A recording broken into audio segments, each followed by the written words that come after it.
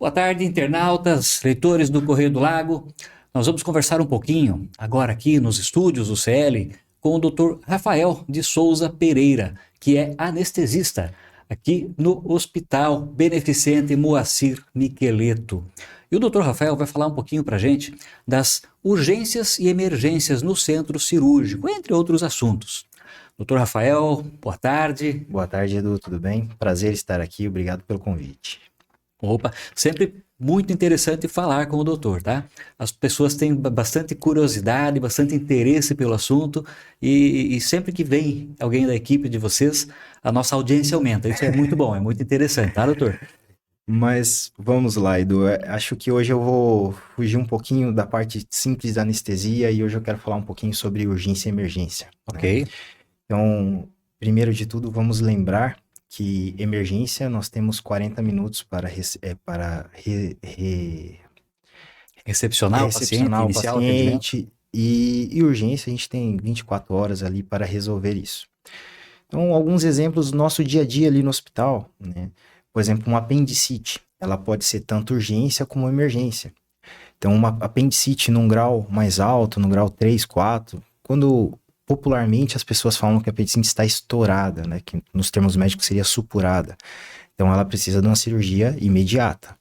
Já uma apendicite que ela está contida, você pode aguardar, fazer o jejum devido ao paciente, preparar tudo com mais calma e ter um resultado padrão ouro ali que nós chamamos. Uma cirurgia mais tranquila, uma cirurgia mais tranquila, risco, né? Exato. Então, porque algumas pessoas falam assim, mas eu cheguei com apendicite e me operaram na hora. E agora eu cheguei com apendicite e só me operaram no outro dia. Não é porque o médico está dormindo, porque ele não quis fazer no dia. É sempre uma programação de risco que nós fazemos, tá? Uma coisa que é muito negligenciada entre os pacientes é o jejum.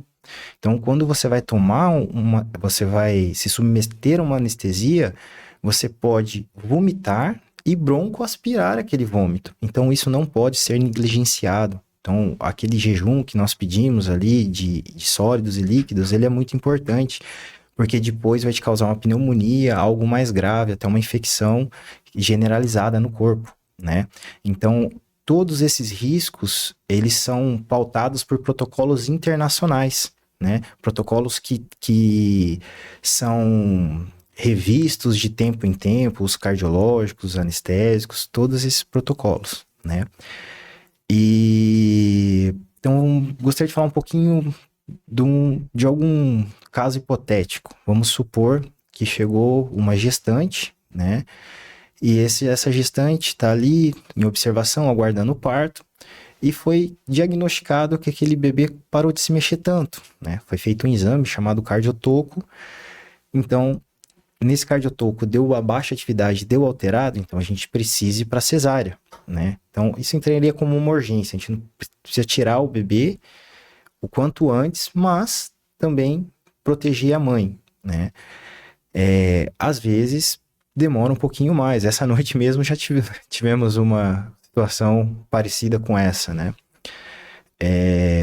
Gostaria de perguntar alguma coisa ali, eu tô me estendendo. É aquela coisa, doutor, que as pessoas falam, né? Ah, a mãezinha lá, ela estava com o bebê que entrou em sofrimento. Exatamente. É isso aí, o sofrimento.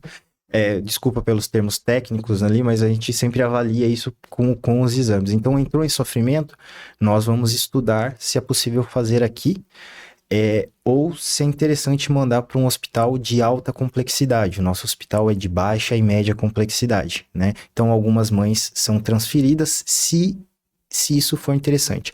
Agora, vamos pegar um caso extremo, tá?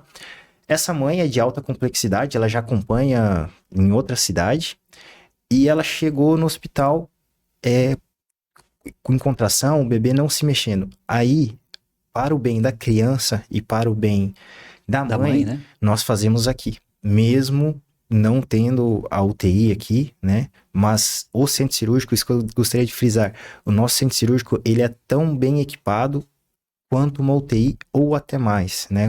Quase todos os centros cirúrgicos são, nós temos bombas de fusão, ventiladores, monitores, muito, muito bons lá. Então, sempre tem que calcular o risco-benefício, né? Disso daí. Isso é uma coisa importante até que o doutor está falando aqui pra gente, que o Hospital Miqueleto, né, enfim, nós estamos muito bem servidos de equipamento aqui em Santa Helena. Quando se tem essas transferências, né, quando é um acidente, acaba transferindo lá, vai para o Bom Jesus, vai para o Universitário, enfim, de repente às vezes vai até mais longe. Não é porque nós não temos aqui, Santa Helena não tem os médicos com competência para resolver aquilo, entende? Não é que não tem um equipamento bom o suficiente. Realmente essa UTI acaba fazendo falta. Um dia vai ter que ter aqui em Santa Helena, né, doutor, essa UTI. Mas, enfim, aqueles hospitais, eles acabam estando melhores preparados, de repente, até pro depois. Isso, né, exato. Não na hora, né, Não. do cirurgia, porque na hora de fazer, de salvar a vida, é feito aqui, né? E depois tem que manter essa vida e acaba sendo mais interessante esses equipamentos. Correto, doutor? Perfeito, Edu, você foi cirúrgico no seu comentário, é exatamente isso, é no pós-operatório, na situação depois. E vamos se lembrar que depois de uma cirurgia, esse paciente ele está fragilizado, né? A cirurgia é uma agressão ao corpo, né? Ele está fragilizado, então essa transferência depois da cirurgia, ela às vezes não é tão interessante, né? Pode ser que o paciente se instabilize neste momento. Então, se você está com um paciente estável e você já sabe que irá ter necessidade de uma UTI, escolha não só daqui, Transfere como antes, né? transfere antes, né? E eu achei legal outra parte da sua fala que foi da UTI. Então, assim, já escutei dos nossos governantes, dos nossos... que existe a vontade, né? À vontade, eles estão fazendo estudos, tanto a secretaria, tudo. Quem sabe brevemente aí não tenhamos UTI Não por pinta aqui. essa UTI por aqui, Sim. né? Uma coisa que é importante falar, até me cede uma parte, doutor? Com certeza. É importante falar o seguinte, às vezes as pessoas, né, falam dessa questão da UTI, né? Já ouvi falar bastante disso. Ah, mas vamos pôr uma UTI aqui, que põe só para ajudar aqui, não sei o quê. Não é bem assim que funciona. Uma vez que você tem uma UTI, e por favor, se eu estiver errado, pode me corrigir, doutor. Uma vez que você tem uma UTI aí com de repente 2, 3, 4 leitos, e alguém lá de Toledo precisar de uma UTI, que de repente falta lá, tá cheio, lá de Cascavel, lá de Medianeira, ela vem aqui, tá?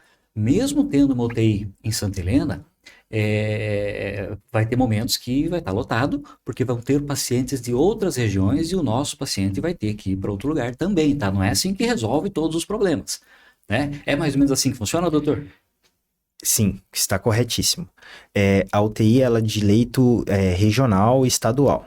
Não é Então, seu, né? Não é você que escolhe. não é de Santa Helena. Então, no caso, mesmo que a UTI estivesse aqui baseada na nossa cidade, os leitos, ela de toda a região. Então, Aonde se alguém precisar, precisasse, exatamente. vai transferir.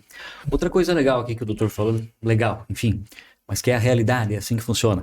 Essa questão das transferências, né? Por que é feito lá, não é feito aqui, né? Como eu disse antes, nós temos bons profissionais aqui, tem bons equipamentos, né? E eu não sou médico, não conheço muito, mas eu visitei Uhum. tanto lá no Bom Jesus, quanto aqui, quanto em outros hospitais, e realmente aqui é bem equipado. Essa questão da transferência é assim, ó, nós já vimos acontecer de pacientes depois, de repente, de uma cirurgia, ou enfim, tá com um quadro grave, né?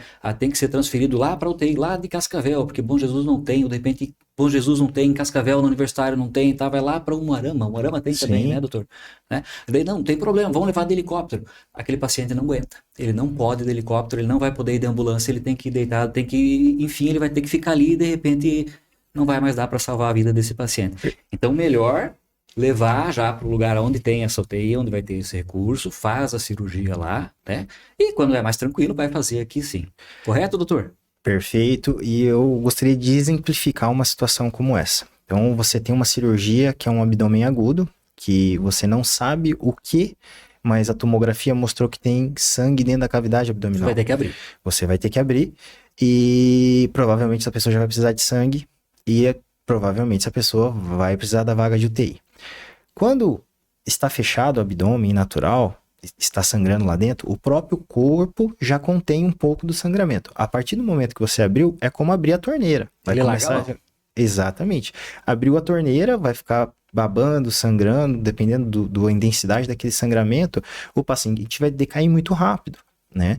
Então, se já tem esse diagnóstico e ele não tem e ele está estável dinamicamente, a pressão dele pode estar um pouquinho mais baixa, mas está mantendo, a saturação dele está boa, a perfusão está legal, Então, escolhe-se pela transferência. Agora, o paciente a pressão dele está caindo muito, né? Hipotenso, né? No caso, termos médicos, ele já a saturação está baixa, ele não tem condições de ser transferido. Aí nós fazemos aqui como extrema urgência, né? E vou fazer um apelo, Edu, se você me permite o espaço. Claro. A todos os ouvintes, sangue salva vidas. Assim, várias das nossas emergências que tivemos aqui, que precisamos de sangue, você vê o quanto é importante. Então, faço um apelo a quem estiver escutando, que tem a possibilidade de doar sangue, seja uma cidade próxima, Foz, Cascavel, fica o convite, porque ali é um pequeno tempo que nós gastamos, mas você pode ter certeza que tem muita gente viva por esse ato, gesto. Porque alguém foi lá e doou sangue, né? Olha, gente, é tão simples, né? É uma coisa rápida, é uma coisa talvez não cômoda, vai levar um pouco de tempo até chegar lá no local, até fazer a doação, né? Nós não temos recolha aqui, né, doutor? Vai Ainda ter que ir em uma dessas outras cidades. Mas, gente, é só vantagem, certo? Até principalmente para você que de repente é mais jovem, tal, né? Tem até interesse em saber se você não tem algum problema, porque lá pro exame, para doação de sangue, são feitos exames que vão lá do HIV, não lembro mais, doutor, hepatite, sífilis, um monte de exames. acho que herpes, são vários exames, é bem né? completo, Bem completo. Ou seja, gente, é de graça, certo? É extremamente sigiloso, ninguém vai saber se tem ou se não tem alguma coisa, certo? E claro, aquele sangue descarta, né, doutor? E a pessoa vai ser informada e ela vai ter oportunidade de se tratar e de repente até de avisar alguém mais que possa estar contaminado. É só vantagem, tem que doar sangue mesmo, né, doutor? E eu te digo mais, você colocar a cabeça no seu travesseiro falando, eu ajudei o próximo, é tão bom, é tão gratificante, então é um gesto muito bonito. E falta, porque muitas vezes a gente vê campanhas aí atrás de doação de sangue. Geralmente, quando tipo, alguém sofre um acidente, alguma coisa assim, né? Ele vai ter o sangue lá, ou o banco de sangue vai suprir, Sim. mas o banco de sangue ele pede. Não sei se é assim ainda, doutor, acho que é, né? Sim. Ele pede para a família, olha, gente, nós usamos aqui tantos litros aqui para o teu ente querido, e a gente precisa que você arrume doadores. Aí as pessoas fazem aquelas campanhas para levar a gente para lá, a prefeitura leva, né, nas cidades. Mas muita gente ainda oferece certa resistência, né, de doar, de ajudar, enfim. E é importante que seja feito, né? É porque não é cômodo, né? Então, gasta um tempo e tem muita gente com medo de agulhas, né? Entendo perfeitamente. Mas Não só é uma agradável. picadinha, né? Na É uma hora que picadinha, vê, é uma pronto. picadinha, mas o que vem por trás é Benefício, né? muito maior. E, assim, temos pessoas aqui na cidade que estão vivas por Graças. esses gestos de outras pessoas, né? Tive uma situação particular aqui que me marcou muito. Óbvio, pelo sigilo do paciente não posso falar Claro. e citar muitos, mas toda vez que eu vejo essa pessoa na rua ali, assim, eu tenho um carinho, assim, como é que fala assim? Eu vejo assim, nossa, que bom. Ali, independente da religião de cada um, ali provavelmente uma força maior me ajudou naquele momento e todas as pessoas da equipe também, porque Com certeza eu foi sou... uma situação difícil, então. Com certeza. E eu lembro muito bem desse dia que eu sofri muito. O paciente poderia vir a óbito a qualquer instante, hipotensa ao extremo, com várias drogas vasoativas.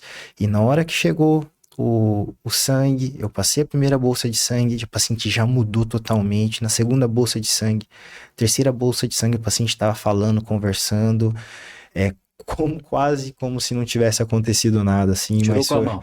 foi, exatamente. Ali naquele momento que eu vim, eu só sentei, respirei, falei, acho que eu preciso tomar água. Olhei no relógio, falei, pô, faz 5 horas que eu tô aqui do lado, parado sem ir no banheiro, sem tomar uma água, sem nada. Aí foi a hora que dá aquela aliviada relaxada. ali, que é descarga de adrenalina. Então, assim, muito interessante ali. Deixa eu te fazer uma pergunta. Você falou agora de 5 horas ali, sem ir no banheiro, sem parar, tal. 5 horas com aquele paciente, para salvar a vida daquele paciente. Em pé, do lado do paciente, cuidando de tudo que é necessário. Porque uma cirurgia de emergência, aquela que eu falei de 40 minutos, o paciente fica muito instável. Então, a gente precisa de vários dispositivos, tá? Então, preciso de 2 acessos calibrosos em vários membros, um acesso central, provavelmente, que é um acesso que vai numa veia e a pontinha dele chega quase a tocar o coração. Tem que ter muito cuidado na hora de passar, porque pode até causar uma desfibrilação e durante passar esse acesso o coração pode parar. Então, são dispositivos complicados, não são É todos os médicos que fazem essas manobras, né? Tem aquele que conhece, que Sim. é o especialista naquilo, né? Não é todo mundo. Correto? Exatamente. É igual entubar, né? Que aquela coisa parece que todo médico tem que saber, mas não é, né? Não, exato. Tem aquele Todo que médico tem a manha. mais... Exato. E no caso, é a minha especialidade ali, Entubar. né? Entubar via aérea é comigo mesmo.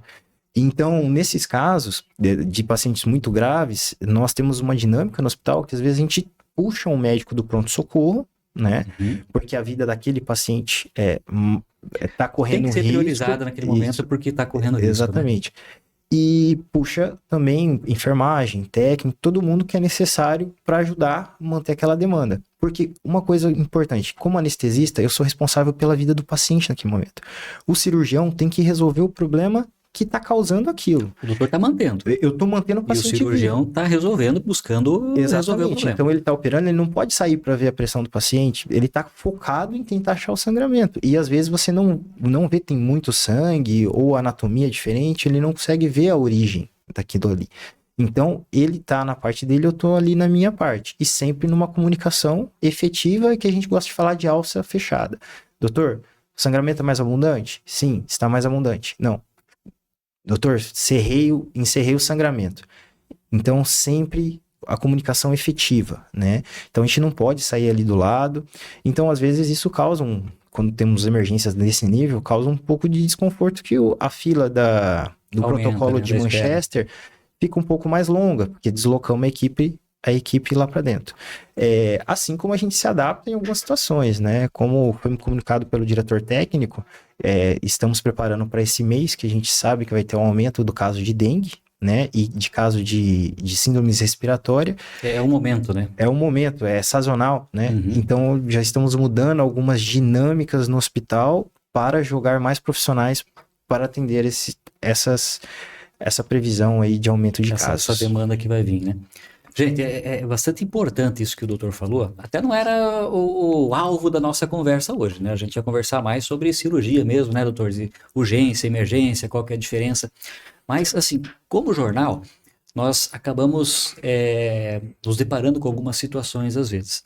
De gente que liga, olha aqui, eu já estou aqui há 2 horas no hospital e ninguém me atende e tal, e a gente sabe que tem 2 médicos lá e essa fila não anda, e ó, tinha 5, agora tem 8, e estamos aqui, estamos esperando. E aí a gente sempre pergunta, né, mas não chegou um acidente de repente? Não chegou nada. Ah, chegou, ó, um motoqueiro caiu, aí, ó, então é isso, tá? Eles vão primeiro resolver aquela situação e depois eles voltam. Mas às vezes tem aquela situação, não tem nada, tá tudo calmo aqui, tá tranquilo e sereno e a gente não tá sendo atendido. Mas a pessoa que tá lá na recepção, que tá lá esperando, ela não sabe e também às vezes não pergunta, né? O que pode estar acontecendo, certo? Lá tinha um paciente internado que infartou. Pronto, o médico vai estar lá, né? Tem uma cirurgia, que nem o doutor Rafael tá falando pra gente, né, que tá correndo ali e tal, tá tranquila e de repente deu problema ali, tá? Esse paciente tem uma parada tal e de repente precisa chamar mais gente para ajudar, quando vê tem uma equipe inteira em volta de um paciente. E se não for assim, às vezes não vai salvar a vida dele. E sim, quem estiver lá fora esperando, precisa esperar um pouquinho mais, precisa ter um pouco mais de paciência. Esse protocolo de Manchester, né, Manchester. Que o doutor falou aqui pra gente, são aquelas fitinhas que você vai colocar no braço lá, né? Eu acho que é verde, amarela, Azul, verde, amarela, vermelha. E vermelha. Cada uma com o seu tempo de atendimento, com a sua urgência, entende? De repente, eu imagino que a verde vai ser a mais simples, né? Azul é a mais simples. Azul é mais simples? Azul é mais simples, a verde, a amarela que precisa ser atendida em até 1 hora, se eu não me engano, e a vermelha imediato. Imediatamente, né? É para que justamente a equipe saiba, tá? De repente tem aquele monte de gente, aconteceu no Covid, aconteceu quando tem muita dengue e tal, enche de gente. Para que eles saibam já que ele é sério, que esse é menos sério. Todo mundo vai para o hospital porque é sério, né? Mas tem aquele que pode esperar um pouco mais, tem aquele que está com um febrão muito alto, uma criança com, né? Mas infartou um cidadão, chegou um acidentado lá perdendo sangue, gente, a urgência passa a ser aquela e, infelizmente, a gente tem que esperar um pouco mais. Em qualquer lugar isso, não é só em Santa Helena. Santa Helena, aliás, eu vejo que o atendimento é rápido, certo? E eu falo isso com propriedade, porque eu já fui em outros municípios. Tem pessoas que às vezes nunca precisaram, não foram para Cascavel, não foram para Medianeira, não foram no município mais perto do lado, aí até que pode ser, né? Que a realidade é completamente diferente. É só você indo num UBS de Cascavel, por exemplo, né, que é uma cidade maior, que tem muito recurso também, que tem médico pra caramba, que tem hospital pra caramba, e as pessoas têm que esperar, porque a demanda é grande, não é porque as pessoas não estão trabalhando, né? E isso acontece também no particular, tá, gente? Às vezes você sai daqui, vai lá, paga 500, 600, 700 reais uma consulta, marcou para as 2 horas da tarde e vai ser atendido às 4h30. E, gente, eu não estou falando isso para defender aqui o Dr. Rafael, para defender o Miquelito, para defender a Santa Casa que está entrando agora, para defender a administração municipal. Eu estou dizendo para vocês que é a realidade. Conversem com as pessoas. Quem já foi em outro município vai ver que é assim que funciona. E daí vai ter aquela pessoa que vai dizer, né? Ah, mas aqui tem muito dinheiro, aqui tem que atender todo mundo. Vai atender todo mundo, mas não vai ter 50 médicos ali esperando, porque mesmo que tenha dinheiro para pagar, você não acha. Não, os médicos eles estão trabalhando em outros lugares, né? Então não é fácil assim de resolver esse tipo de situação. Infelizmente, um tempo de espera sempre vai ter. Não vejo solução para isso, né? Doutor, que mais que nós podíamos falar dessa questão Bom, e essa questão da espera? Falei besteira? Ou é mais ou menos assim que funciona? Que acontece? Perfeito. Você foi muito assertivo na sua fala. Eu gostaria só de acrescentar que esse protocolo ele é internacional. Ah, não é uma coisa criada aqui pelo Miquelito. Não, e né? não é criada pelo Brasil. São padrões internacionais usados no mundo inteiro. Então, e existe um treinamento para se fazer ele. Então, as pessoas que estão ali estão capacitadas para ver esse paciente, ver o sofrimento, né, de forma ímpar, conforme mandam as leis. Assim, o SUS, ele tem várias leis, tratados diferentes e diferentes. Então, se uma pessoa, ele é cadeirante, ele tem alguma coisa, ele vai ter uma prioridade em cima de uma pessoa que é rígida. Para ele vai ser mais cansativo ficar lá esperando. O idoso também passa na frente. Todas as nossas leis ali são respeitadas, né? De acordo. Ah, mas meu pai é idoso e chegou uma senhora de 30 anos e passou na frente. Provavelmente o quadro daquela senhora era mais grave. Mas dentro disso sempre se estipula a fila ali. E estamos aí para atender toda a população, né?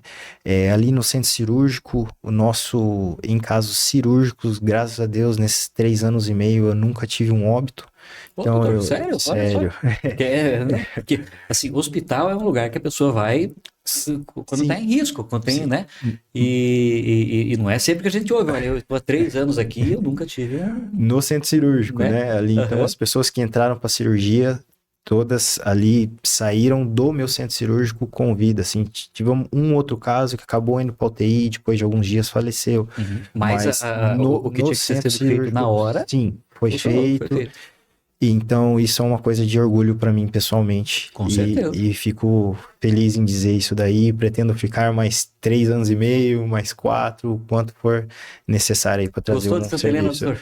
Olha, eu sou suspeito para falar. Eu amei Santa Helena, morei em Curitiba há vários anos, venho de cidades como Campo Grande, Presidente Prudente. Então, aqui é uma cidade que te acolhe, uma cidade que te abraça. Fiz grandes amigos aqui. Meu pai, quando eu fui escolher vir para cá, meu pai falou, mas você vai para uma cidade do interior. Ele, num primeiro momento, ele foi um pouco contra, depois me apoiou. Hoje, meu pai, se eu falo em sair daqui, ele é totalmente contra. Mais fácil ele vir. Não, ele tá doido para vir. Se eu tivesse um quarto a mais em casa, era bem provável que meus pais morassem aqui comigo. Já estariam ali. A gente tem ouvido falar bastante sobre isso, tá? Eu tenho entrevistado bastante pessoas que vieram de fora, né? E como eu disse antes, não é, sabe, puxar o saco disso ou daquilo, mas a gente acaba sendo até bairrista, né? Porque gostamos da nossa cidade, né? Mas não é à toa, porque a nossa cidade realmente ela oferece, né? Ela é diferenciada. Não é todo lugar que você tem um lago, que você tem uma estrutura como essa, que tem uma saúde como a nossa, que tem uma educação como a nossa, né? O doutor tem filhos? Tem, né? Sim, tenho filhos. O Pietrinho de 3 anos fez agora dia 2 e minha esposa tá grávida, né? Está vindo o Benício aí daqui uns dias. E é esse ponto que eu queria tocar. Aqui é uma cidade excelente para se criar seus filhos. Então você consegue ter uma qualidade. Meu filho vai na creche pública, né? A creche Infância Feliz, né? No CEMEI, perdão. CEMEI Infância Feliz. E eu vejo uma qualidade imensa, assim, do serviço público em Santa Helena. Algo que eu nunca vi em nenhuma cidade. E morou em vários lugares, pelo que eu entendi, né? Exatamente. E assim, não só da saúde, como da educação, policiamento. Então, assim, eu me sinto seguro. Eu não saio e vejo se o meu carro tá trancado o tempo todo, ou se alguém vai entrar na minha casa. Então, hoje eu tô satisfeito, assim. Então, Com o gosto município, muito com a da cidade, respondendo a sua pergunta. Tá certo. É muito interessante a gente ouvir isso, né? Quer dizer que tá todo mundo no caminho certo, né? O negócio é manter assim. Doutor, muito obrigado pela presença do doutor aqui hoje, certo? Com certeza as pessoas vão ter essa curiosidade respondida, vão saber entender também qual a diferença, né? Com mais facilidade de urgência e emergência, o porquê que às vezes tem que esperar um pouquinho também, né?